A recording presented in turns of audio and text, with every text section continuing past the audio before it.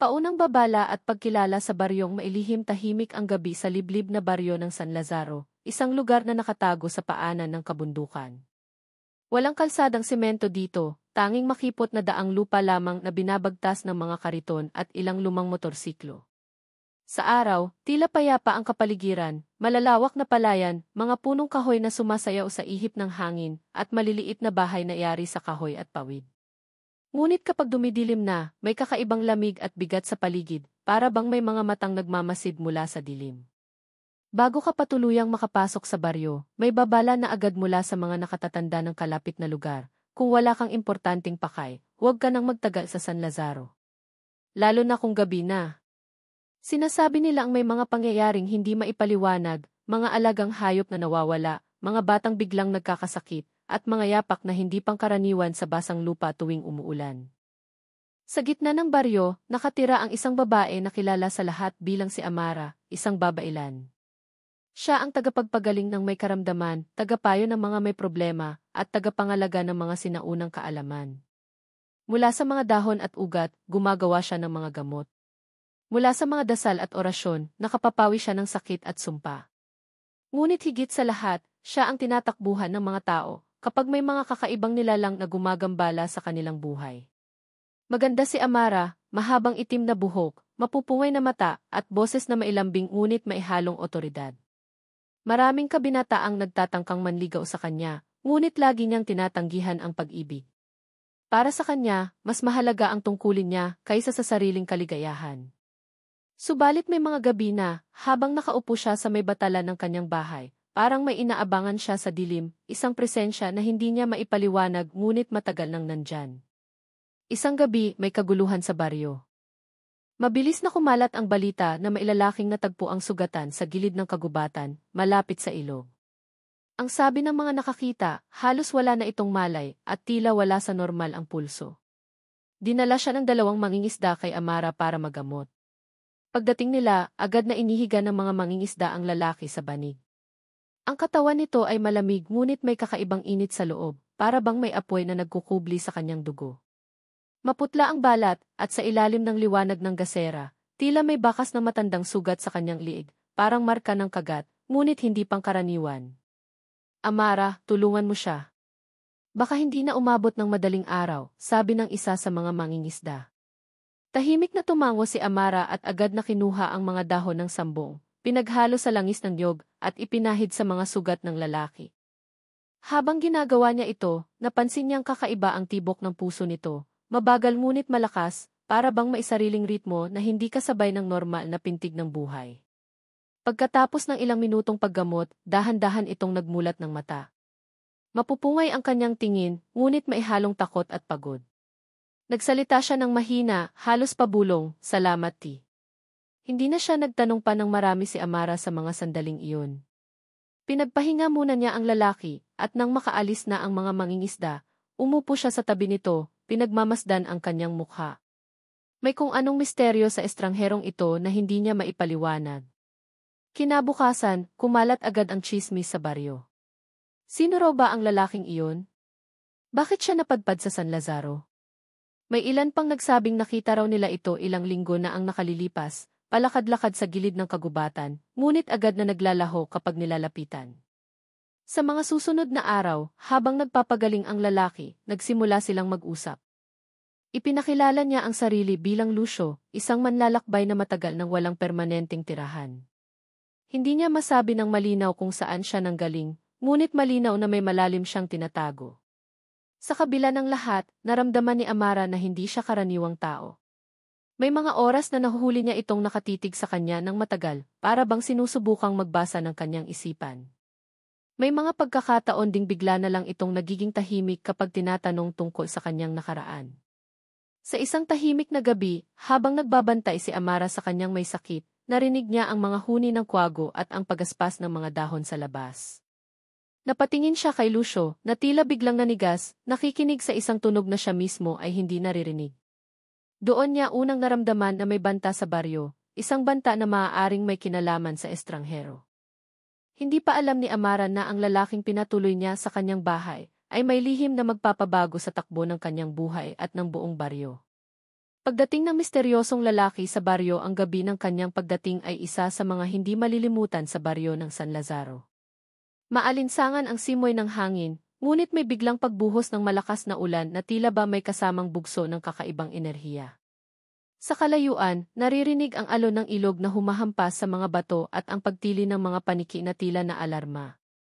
Sa gitna ng ganitong panahon, dalawang mangingisda ang naglalakad pa uwi mula sa pangingisda. Bitbit nila ang ilang tilapia at hito na kanilang nahuli nang may nakita silang anyo ng isang tao sa gilid ng kagubatan. Nakauna nito sa isang ugat ng puno, nakayuko at tila walang malay. "Pare, buhay pa ba yan?" tanong ng isa habang marahang nilapitan ang lalaki. Nang maramdaman nilang humihinga pa ito, agad nilang tinulungan. Ngunit nang subukan nila itong buhatin, napansin nilang mabigat ito, higit pa sa normal na bigat ng tao. Parang may hindi nakikitang enerhiya na bumabalot sa kanyang katawan. Habang naglalakad patungo sa bahay ni Amara, napansin nila ang kakaibang init na mula sa balat ng lalaki kahit basang-basa ito ng ulan. At bawat hakbang ay tila ba may bumubulong sa hangin, mahina at hindi malinaw, pero sapat para magpatindig ng balahibo ng sinumang makaririnig. Pagdating nila sa bahay ni Amara, agad nilang ipinaliwanag ang nangyari. Tahimik lang si Amara habang pinagmamasdan ang bisita. Isang tingin pa lang, alam niyang hindi karaniwang tao ang kaharap niya. Nang magsimulang gamutin ni Amara si Lucio, napansin niyang kakaiba ang kulay ng dugo nito. Mas matingkad, halos parang kulay pula ng durog na bayabas, at tila mas malapot. Pinunasan niya ito at pinilit na huwag ipakita ang kanyang pagtataka. Ilang oras ang lumipas at nagmulat na si Lucio. Nakatingin siya kay Amara na para bang may gustong sabihin, ngunit hindi makapagsalita. Sa halip, tumango lamang siya at bahagyang umiti bago muling pumikit. Kinabukasan, nagising si Lucio na mas maayos na ang lagay. Sa unang pagkakataon, nagsalita siya ng mas malinaw. "Ako si Lucio, maraming salamat sa tulong mo. Kung hindi dahil sa'yo, baka hindi na ako umabot ng bukang liwayway." Ngumiti si Amara at tumugon, "Walang anuman. Lahat ng dumarating dito, kung nangangailangan, tinutulungan ko. Pero kung hindi ka mamasamain, gusto kong malaman ano ang nangyari sa'yo kagabi." Saglit na natahimik si Lucio, halatang nag-iisip kung ano ang isasagot. "Nahulog ako sa ilog habang tinatawid ang kagubatan, may mga hayop na humabol sa akin." Ngunit alam ni Amara na hindi iyon ang buong katotohanan, may naramdaman siyang tensyon sa tinig nito, at may bahid ng takot sa kanyang mga mata. Sa mga sumunod na araw, habang nagpapahinga si Lucio sa bahay ni Amara, napansin ng babailan na may kakaiba sa kanyang panauhin. Kapag gabi, tila mas buhay siya, mas alerto, mas mabilis kumilos. Minsan ay nahuhuli ni Amara na nakatingin si Lucio sa labas ng bintana, nakikinig sa mga tunog na wala naman siyang naririnig. Maging ang ilang taga-baryo ay nakapansin na rin. May nagsasabing nakita nila si Lucio na naglalakad mag-isa sa kakahuyan sa gitna ng gabi. May iba naman na nagsumpa na narinig nilang may mabigat na yapak sa bubungan ng kanilang bahay, at nang sumilip sila, nakita nila ang isang anino na kahawig ng hugis ng bagong dating na estranghero. Isang gabi, may matandang lalaki na pumunta kay Amara, galit at takot ang mukha. "Amara, mula nang dumating ang lalaking iyon, nagsimula nang mawala ang mga manok at baboy sa baryo. Hindi ko alam kung aksidente o may masamang nangyayari, pero mag-ingat ka." Hindi agad tumugon si Amara, ngunit kinimkim niya ang babala. Alam niyang may koneksyon si Lucio sa mga pangyayaring iyon, pero hindi pa niya kayang hatulan ang lalaki nang wala pang sapat na katibayan. Isang hating gabi, habang mahimbing ang karamihan sa baryo, nagising si Amara sa tunog ng marahang yabag mula sa labas ng kanyang bahay. Lumapit siya sa bintana at nakita si Lucio na papalayo, dala ang isang maliit na sako. Hindi niya ito tinawag, sa halip tahimik niyang sinundan mula sa malayo. Sa gilid ng kagubatan, huminto si Lucio at inilapag ang dala. Mula sa dilim, may lumapit na isang matangkad at payat na nilalang, na tila may mahahabang kuko at mata na kumikislap sa buwan. Imbis na magtaka, tila magkakilala ang dalawa. May mahinang usapan, pagkatapos ay iniabot ni Lucio ang sako sa nilalang, na kinuha ito at mabilis na naglaho. Nanlamig si Amara sa nakita. Hindi niya pa alam ang buong katotohanan, pero malinaw na may koneksyon si Lucio sa mga nilalang na kinatatakutan ng buong baryo. Sa kabila nito, naramdaman niya ring may bigat sa dibdib ng lalaki, para bang ang bawat kilos nito ay laban sa kanyang sariling kagustuhan. Pagbalik ni Lucio sa bahay, parang walang nangyari. Ngunit alam ni Amara, ang gabing iyon ay simula ng isang mas malalim at mas mapanganib na kwento. Pag-igting ng ugnayan ng babaylan at ng lalaki mula nang magtagpo ang landas ni na Amara at Lucio, tila ba unti-unting nabuo ang isang tahimik, ngunit matatag na koneksyon sa pagitan nila. Sa bawat araw na lumilipas, mas nakikilala ni Amara ang lalaking ito na sa simula ay isa lamang misteryosong estranghero, ngunit ngayon ay nagiging mahalagang presensya sa kanyang buhay. Nagsimula ito sa simpleng pagtulong. Tuwing umaga, kapag siya'y gumigising, naroon si Lucio upang mag-igib ng tubig mula sa poso, maghawa ng damo sa paligid ng bahay, at mag-ayos ng bubong kapag may butas. Kapalit nito, binibigyan siya ni Amara ng mainit na salabat at nilulutuan ng masustansyang pagkain para tulungan siyang tuluyang makabawi sa lakas. May mga pagkakataon na sabay silang umaakyat sa maliit na burol sa likod ng baryo para mangolekta ng halamang gamot. Dito, natutunan ni Lucio ang iba't ibang gamit ng mga dahon at ugat. Ngunit higit pa sa kaalaman, natutunan din nilang magbukas ng kanilang damdamin sa isa't isa. Bakit ka nananatili dito sa baryo? Minsang tanong ni Lucio habang nag-aayos sila ng mga halamang kinolekta. Bahagyang umiti si Amara. Kasi ito ang tahanan ko at dito, kailangan ako ng mga tao. Hindi ko kayang iwan ang mga taong umaasa sa akin. Nagbuntong hininga si Lucio. Sana ganun din ako, sana may lugar na masasabi kong akin na hindi ko kailangang iwanan. Sa mga ganitong usapan, unti-unting nararamdaman ni Amara na may mabigat na sugat sa loob ni Lucio, hindi lamang pisikal, kundi sa kanyang puso at kaluluwa. Mga gabi ng pag-uusap kapag gabi, madalas silang mag-usap sa may batalan habang pinagmamasdan ang buwan. Si Amara, nakaupo sa bangkito habang nakabalabal ng kumot, si Lucio naman, nakasandal sa poste, hawak ang tasa ng mainit na tsaa. May mga gabing tahimik lang sila, pinapakinggan ang huni ng kuliglig at ang marahang hampas ng hangin sa dahon. Ngunit may mga gabi ring puno ng kwento, mga alaala ng kabataan ni Amara, at mga pasilip sa nakaraan ni Lucio, kahit bihira itong magkwento ng buo. Isang beses, habang nakatingin sa langit si Lucio, bigla niyang nasabi, alam mo ba, Amara, minsan, kahit anong gawin mo, may mga bagay sa sarili mo na hindi mo matatakasan. Tumingin si Amara sa kanya. Pero pwede mong harapin. Hindi mo kailangang mag-isa. Sandaling nagtagpo ang kanilang mga mata, at sa titig na iyon, parang mailihim na ipinapahayag na hindi kayang sabihin ng salita. Pagdududa ng baryo habang lumalalim ang samahan nila, lumalalim din ang tsismis sa baryo. May mga kapitbahay na nagsasabing hindi sila komportable sa presensya ni Lucio. May nagsabi pa na baka may sumpa o malas siyang dala. Isang hapon, dumating si Aling Petra, isa sa mga pinakamatandang naninirahan sa baryo. Amara, anak, hindi ko alam kung anong plano mo sa lalaking yon, pero mag-iingat ka. May nararamdaman akong mabigat na anino sa kanya. Hindi siya pangkaraniwan. Hindi sumagot si Amara, ngunit ramdam niyang may katotohanan ang babala. Kahit paano, nararamdaman niyang may kakaibang enerhiya si Lucio, isang lakas na hindi niya alam kung kayang kontrolin. Ang unang palatandaan ng lihim ni Lucio isang gabi, naalimpungatan si Amara sa tunog ng mahihinang yabag sa loob ng bahay. Bumangon siya at nakita si Lucio, nakatayo sa may pintuan, nakatingin sa labas. Ang kanyang mga mata tila mas maliwanag, halos kumikislap sa dilim. Lucio, anong ginagawa mo? Mahina niyang tanong. Bigla siyang bumaling, tila gulat na nakita siya ni Amara. Wala, hindi ako makatulog. Ngunit alam ni Amara na hindi iyon totoo. May nakita siyang bakas ng sariwang dugo sa gilid ng kanyang labi. Hindi na siya nagtanong pa, ngunit lalo siyang naging maingat sa mga kilos nito. Pag-amin ng damdamin sa kabila ng mga pagdududa, hindi maitatanggi ang koneksyon nila.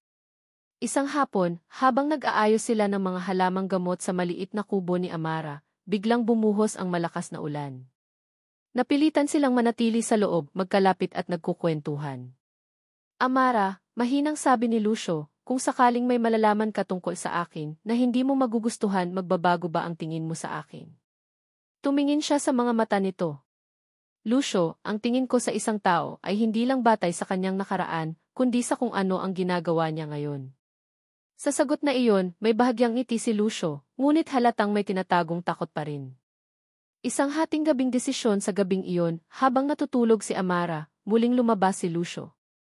Ngunit sa pagkakataong ito, hindi siya sinundan ni Amara. Pinili niyang magtiwala kahit alam niyang delikado iyon. Hindi pa niya alam, ngunit papalapit na ang sandaling malalaman niya ang buong katotohanan, isang revelasyong magbabago sa lahat. Ang gabi ng pag-amin madilim ang langit ng gabing iyon, ngunit kakaiba ang liwanag ng buwan, bilog na bilog, tila mas malaki at mas maliwanag kaysa karaniwan. Sa bawat sinag nito, ang mga anino sa paligid ng baryo ay tila humahaba, gumagalaw na parang may sariling buhay. Si Amara ay nakaupo sa loob ng kanyang bahay, nakikinig sa mga tunog ng kagubatan. Karaniwan ay nakapapawi ng kanyang damdamin ang mga huni ng kuliglig at hampas ng hangin sa dahon, ngunit ngayong gabi, may kasamang kaba ang bawat ingay. Bigla, narinig niya ang marahang pagbukas ng pinto. Pumasok si Lucio, basang-basa sa ulan at tila hingal na hingal. Ang kanyang mga mata ay tila mas maliwanag kaysa dati, at ang balat niya ay may mapulang bahid, parang bagong uminom ng alak. Lucio, anong nangyari sa'yo? Tanong ni Amara, halatang nag-aalala. Hindi agad siya sumagot. Umupo siya sa may gilid ng apoy, pilit pinapakalma ang sarili. Ilang sandali ng katahimikan, sa kanya sinabi, Amara, hindi na kita pwedeng lokohin. Kailangan mong malaman ang totoo. Umupo si Amara sa tapat niya, tahimik ngunit nakatutok ang tingin. Sabihin mo. Huminga ng malalim si Lucio bago nagsimulang magsalita. Ako ay hindi tao tulad ng iniisip mo. Matagal ko na itong tinatago, pero hindi ko na kayang itago, lalo na't nagsisimula na akong masanay sa presensya mo. Nagtaas ng kilay si Amara, ngunit hindi sumingit. Ako ay isang aswang, tuloy ni Lucio, halos pabulong ngunit malinaw. Hindi ko pinili ang maging ganito. Matagal na akong tumatakbo mula sa kanila sa lahi ko. At sa bawat gabi na tulad nito, mahirap kontrolin ang sarili. Hindi agad nakapagsalita si Amara. Alam niya ang mga kwento tungkol sa mga aswang, mga nilalang na umiinom ng dugo, kumakain ng laman at walang awa sa kanilang biktima. Ngunit ngayon, kaharap niya ang isang aswang na nakatingin sa kanya na maihalong takot at paghingi ng awa. Paano nangyari yan? Tanong niya, halos walang boses. Sa pagkakataong iyon, ikinuwento ni Lucio ang gabing bumago sa kanyang buhay. Bata pa siya noon, anak ng isang mangingisda sa isang baryong malapit sa dagat. Isang gabi ng bagyo, sinalakay ng mga nilalang ang kanilang bahay. Ang kanyang ama at ina ay walang laban at siya lamang ang naiwan. Isang nilalang ang kumagat sa kanya sa liig, at mula noon, nagbago ang lahat, ang kanyang pang-amoy, ang kanyang lakas, at ang hindi maipaliwanag na pagkagutom sa dugo. Tinalikuran ko sila, dagdag ni Lucio. Tumakas ako. Ayokong maging kagaya nila. Pero kahit anong gawin ko, may mga gabi na hindi ko mapigilan na kailangan kong maghanap ng dugo para mabuhay. Tumingin siya kay Amara, puno ng pakiusap. Kaya minsan, nawawala ako sa gabi. Hindi ko gusto pero kung hindi ko gagawin, mamamatay ako. Tahimik si Amara. Nakikita niya ang sakit sa mga mata ni Lucio at ang bigat ng kanyang pinapasan. Ngunit ramdam din niya ang panganib, hindi lamang para sa kanya, kundi para sa buong baryo. Bakit mo sinasabi sa akin ito ngayon? Tanong niya. Kasi mahal na kita, sagot ni Lucio, halos pabulong ngunit malinaw sa pandinig ni Amara. At alam kong oras na para malaman mo ang totoo bago pa mangyari ang bagay na hindi ko kayang kontrolin. Nanatiling tahimik si Amara sa sagot na iyon. Ang kanyang puso ay kumakabog, hindi lamang dahil sa pag-amin ni Lucio ng kanyang damdamin, kundi dahil sa mas malaking katotohanan na mahal siya ng isang aswang. Lumapit si Lucio at marahang hinawakan ang kanyang kamay. Hindi ako humihingi na tanggapin mo ako. Gusto ko lang na malaman mo at kung sakali mang mawala ako o mapahamak, alam mo ang dahilan. Sa sandaling iyon, narinig nilang may mga yabag mula sa labas, mabibigat, mabilis at hindi tulad ng normal na hakbang ng tao. Tumayo agad si Lucio, itinutok ang tingin sa dilim sa labas. Sila yan, bulong niya. Sino? Tanong ni Amara, medyo natataranta. Ang lahi ko. Hinahanap nila ako. At kapag nakita ka nilang kasama ko, hindi ka nila patatawarin. Agad niyang tinakpan ang ilawan, iniwan ang bahay sa halos kumpletong dilim. Sa labas, may mahihinang halakhak na tila nagmumula sa iba't ibang direksyon. Alam ni Amara na iyon ang mga tinig ng mga nilalang na kinukwento lang noon ng matatanda, ngunit ngayon, naririnig niya mismo. Humawak si Lucio sa kanyang balikat. Amara, kung may mangyari, tumakbo ka. Huwag mo akong isipin. Ngunit bago pa siya makasagot, isang malakas na hampas sa pinto ang yumanig sa buong bahay. At doon nagsimula ang gabing magbabago sa lahat. Ang lihim na kasaysayan ng aswang, malakas pa rin ang ulan sa labas, at ang hangin ay tila may dalang bulong ng mga kaluluwang nagmamasid. Sa bawat hampas ng hangin sa dingding ng bahay, nararamdaman ni Amara ang lalong pagbigat ng sitwasyon. Si Lucio naman, nakapwesto sa may pinto, handa kung sakaling sumugod ang mga nilalang sa labas. Lucio, mahinang tawag ni Amara, kung may oras pa tayo, gusto kong marinig ang buong kwento. Hindi ko kayang lumaban nang hindi ko alam kung ano ang pinapasok ko. Tumango si Lucio, at sa isang malalim na buntong hininga, nagsimula siyang magkwento. Ang simula ng lahi, matagal bago pa dumating ang mga Kastila, sabi ni Lucio, may mga nilalang nang naninirahan sa mga liblib na kagubatan at kabundukan ng ating bayan. Hindi sila ganap na tao, hindi rin ganap na hayop. Sila'y tinatawag ng matatanda bilang mga anak ng dilim, ang mga ninuno ng mga aswang. Ayon sa alamat, sila ay bunga ng isang sumpa mula sa isang makapangyarihang babailan na pinatay ng kanyang sariling tribo dahil sa takot sa kanyang kapangyarihan. Sa huling hininga niya, isinumpa niya ang mga pumatay sa kanya at ang kanilang mga salinlahi. Mula noon, sa tuwing kabilugan ng buwan, nag-iba ang kanilang anyo at nagiging gutom sa dugo at laman ng tao. Tumingin siya kay Amara, ang sumpa ay hindi madaling mabali. Maaari lamang itong mawala kung ang isang aswang ay kusang isasakripisyo ang kanyang buhay upang maputol ang kadena ng dugo na nag-ugnay sa kanila sa sumpa. Ang pamilya ni Lucio, ipinanganak ako bilang tao, patuloy ni Lucio, anak ng isang mangingisda at isang simpleng may bahay. Wala kaming alam sa sumpa hanggang sa isang gabing sinalakay ng mga nilalang ang aming baryo. Dumating sila ng walang babala, mabilis, tahimik at walang awa. Pinatay nila ang aking ama, dinukot ang aking ina, at ako'y iniwan nilang buhay o akala ko'y buhay pa rin. Huminto siya sandali at marahang hinaplos ang bakas ng kagat sa kanyang leg. Isa sa kanila ang kumagat sa akin. Hindi ko alam kung bakit hindi nila ako tinapos, pero mula noon, nagsimula na akong magbago. Ang paningin ko sa dilim ay luminaw, ang pandinig ko ay umigting, at ang lakas ko ay tumindi. Ngunit kasabay nito, nagsimula rin ang pagkagutom sa dugo. Una sa hayop hanggang sa kalaunan sa tao. Ang pagtakas ng tuluyan na akong magising sa katotohanan, lumayo ako sa aking lahi. Ayokong maging kasangkapan nila. Gumala ako sa iba't ibang bayan, laging nagtatago, laging nag-iisa. Pero kahit saan ako pumunta, sinusundan nila ako. Hindi nila matanggap na isa sa kanila ang tumalikod sa dugo at sumpa. Tumingin si Lucio sa bintana, para bang inaabangan ang bawat paggalaw sa dilim. At ngayon, narito sila. Hindi lang ako ang gusto nila. Kapag nalaman nilang malapit ka sa akin, magiging target ka rin. Ang lihim na alam ng mga babailan na pakunot ang noo ni Amara. Lucio, alam mo bang may ilang kasamahan ako, mga babailan sa ibang baryo, na may alam tungkol sa sumpa ng mga aswang. May mga ritual na maaaring magbigay ng lunas, ngunit may kapalit, putol ni Lucio. Alam ko. At ang kapalit na iyon ay buhay ng mismong aswang na gustong makalaya. Tumango si Amara, hindi ko pa ginagawa ang ritual na iyon, at hindi ko alam kung gagana sa'yo, pero kung totoo ang sinabi mo, baka ito na lang ang tanging paraan para matapos ang lahat ng ito. Tahimik si Lucio, ngunit sa kanyang mga mata ay maihalong pag-asa at takot. Alam niyang ang lunas ay posible, ngunit ibig sabihin nito'y mawawala siya. Ang pagdating ng banta bago pa makasagot si Lucio, isang malakas na hampas sa bubong ang umalingaungaw. Kasunod nito ay ang mga yapak na mabilis gumalaw, parang may ilang nilalang na naglalakad sa ibabaw ng bahay. Wala na tayong oras, bulong ni Lucio. Makinig ka sakin, Amara, kapag nabuksan nila ang pinto, tumakbo ka papunta sa kuweba sa paanan ng bundok. Doon ka ligtas. Ngunit umiling si Amara. Hindi kita iiwan. Kung aalis tayong magkasama. Tumingin si Lucio sa kanya, at sa unang pagkakataon, nakita ni Amara ang bakas ng luha sa kanyang mga mata. Hindi mo naiintindihan kapag nagtagal tayo, baka ako mismo ang makasakit sa'yo. Bumigat ang hangin sa loob ng bahay. Mula sa labas, narinig ang mga mahinang tawanan, hindi masayang tawa, kundi malalim at malamig na halakhak na tila umaalingaw mula sa ilalim ng lupa. Alam ni Amara na nagsisimula na ang laban.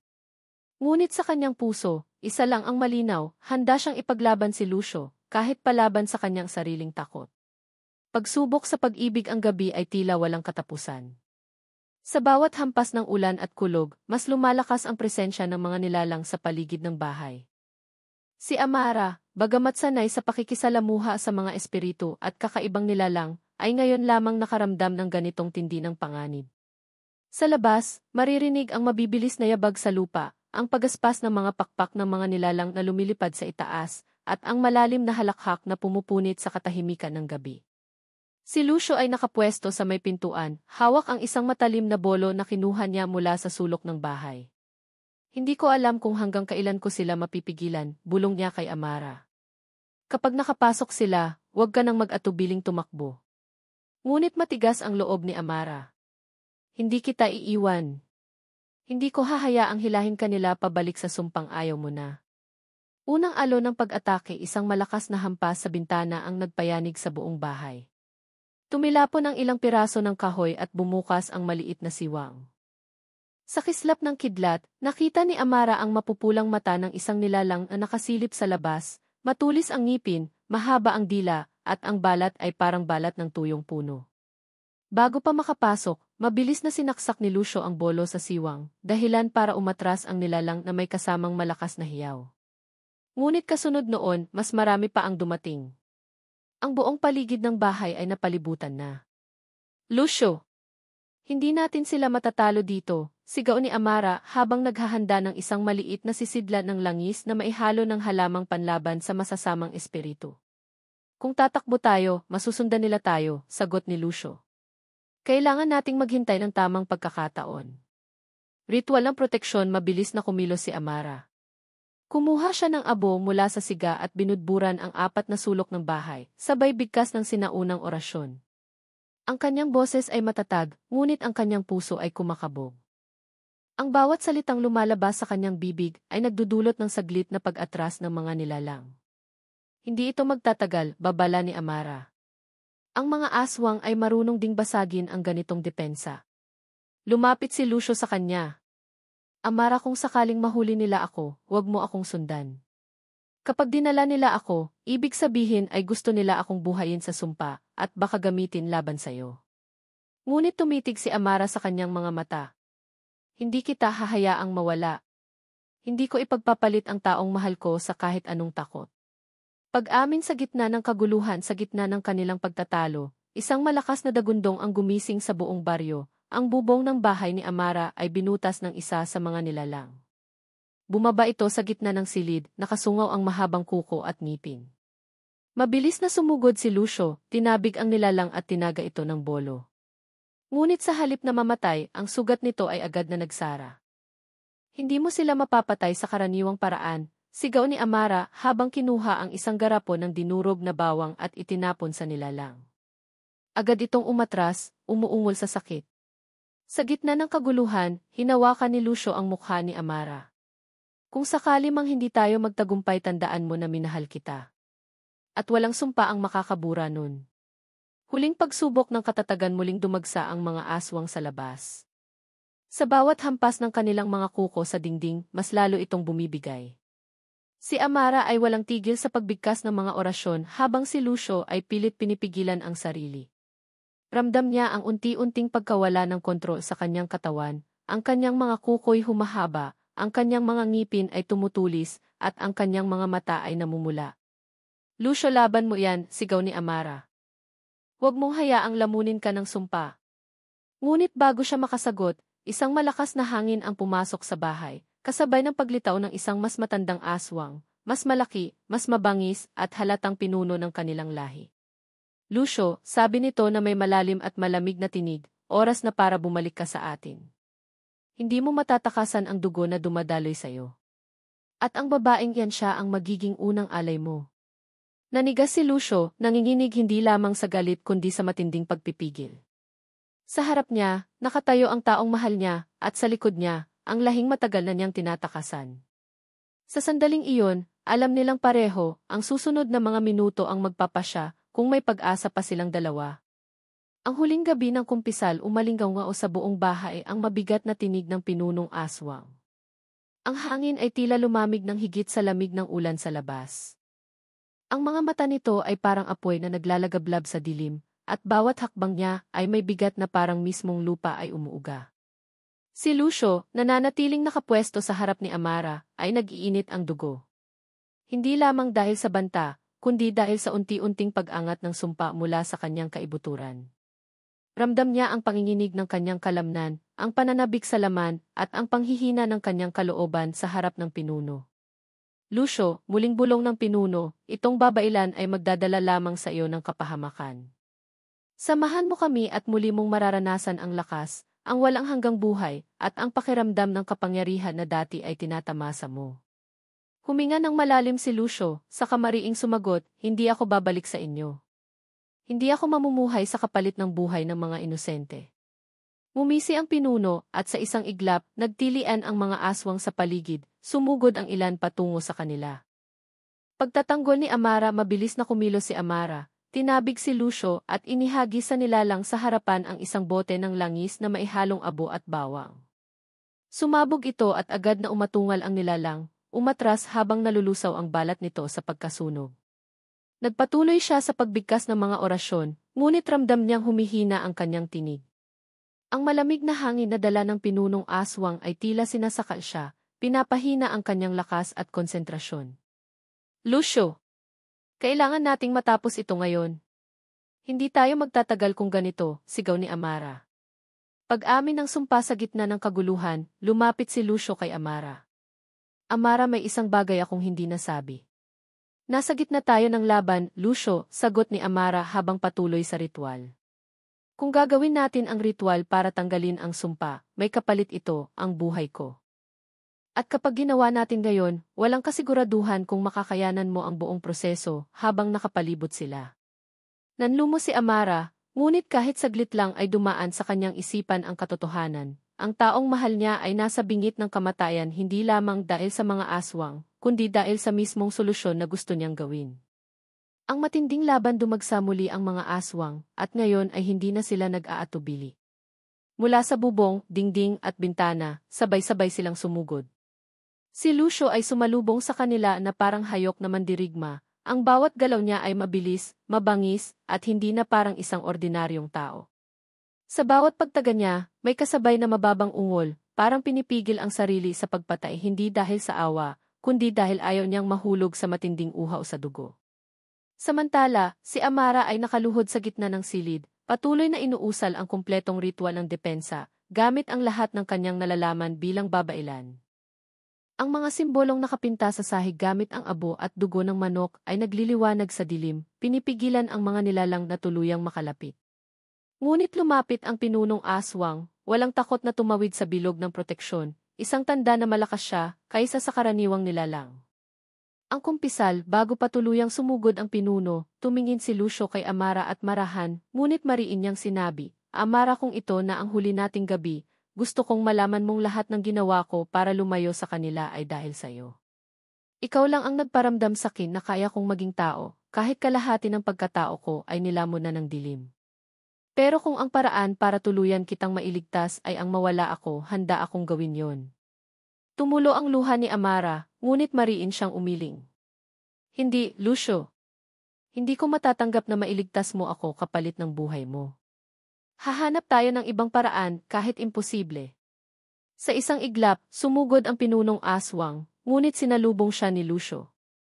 Nagbanggaan ang kanilang mga lakas, isang tunog na parang dalawang malalaking bato ang nagsalpukan. Sa gitna ng dilim at ulan, nagsimula ang pinakamatinding laban, hindi lamang laban para sa buhay, kundi laban para sa pag-ibig at kalayaan mula sa sumpa. At sa bawat hampas, sigaw, at pagbagsak ng dugo sa sahig, alam ni Amara ang susunod na sandali ay magpapasya kung alin ang mananaig, ang pagmamahalan nila o ang sumpang matagal ng umiiral. Ang huling desisyon, ang ulan ay bumuhos na parang walang katapusan, hinahalo ang putik at dugo sa sahig.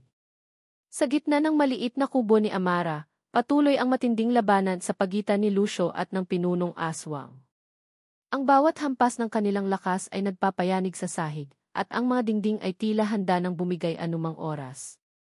Sa isang sulok, patuloy si Amara sa pagbigkas ng ritual, ngunit ngayon ay hindi na ito depensa lamang, kundi ang pinakamatinding orasyon na maaaring magtanggal ng sumpa. Alam niyang may kapalit ito, at bawat salita ay parang isang mabigat na desisyon na unti-unti niyang niluluno. Ang huling laban, Lucio. Huminto ka, sigaw ni Amara. Hindi ako pwedeng huminto, sagot ni Lucio habang pilit pinipigilan ang pinuno. Kapag tumigil ako, ikaw ang susunod nilang kukunin. Mabilis na umatras ang pinuno at mumisi. Hindi ka talaga nagbabago, Lucio. Palagi kang mahina kapag may iniingatan. Pero ngayon sisiguraduhin kong mawawala ang dahilan mo para lumaban. Sa isang kisap mata, tumalon ang pinuno papunta kay Amara. Napasigaw siya, ngunit bago pa tumama, sumugod si Lucio at siya ang tinamaan ng matalim na kuko. Tumama ito sa kanyang tagiliran at agad bumuhos ang dugo. Nanginginig si Lucio, ngunit itinulak palayo ang pinuno gamit ang natitira niyang lakas. Tapusin mo na, Amara, gawin mo na ang ritual. Ang desisyon nanginig ang kamay ni Amara. Alam niyang kung itutuloy niya ang ritual, mabubura ang sumpa ni Lucio, ngunit ang kanyang buhay ay agad ding maglalaho. Ngunit kung titigil siya, mabubuhay si Lucio, ngunit mananatiling isang nilalang na tinutokso ng dilim. Lucio, hindi ko kaya mo, putol ni Lucio. Dahil kung may paraan para maging malaya ako, kahit sa huling pagkakataon ikaw lang ang makakagawa nun. Sa labas, ang ibang aswang ay nagsisimulang makapasok, nababasag na ang depensa. Wala nang oras. Huminga ng malalim si Amara, pinikit ang mga mata, at inusal ang huling bahagi ng ritual. Ang sahig ay biglang nagliwanag, at ang katawan ni Lucio ay tila tinatangay ng liwanag pataas. Sumigaw ang pinunong aswang, huwag sabay sugod, ngunit huli na. Ang liwanag ay bumalot kay Lucio, sinusunog ang sumpa mula sa kanyang laman. Ang kanyang mga kuko at ngipin ay bumalik sa pagiging tao, at ang kanyang mga mata ay muling nagkulay kayumanggi. Ngunit kasabay ng pagbabalik niya, unti-unti ring nawawala ang kanyang hininga. Ang huling sandali lumapit si Amara at hinawakan ang kanyang mukha. Lucio, tapos na. Malaya ka na. Umiti si Lucio kahit nanghihina. Salamat, Amara. At tandaan mo, kahit sa kabilang buhay, ikaw pa rin. Bumagsak ang kanyang kamay at tuluyang sumara ang kanyang mga mata.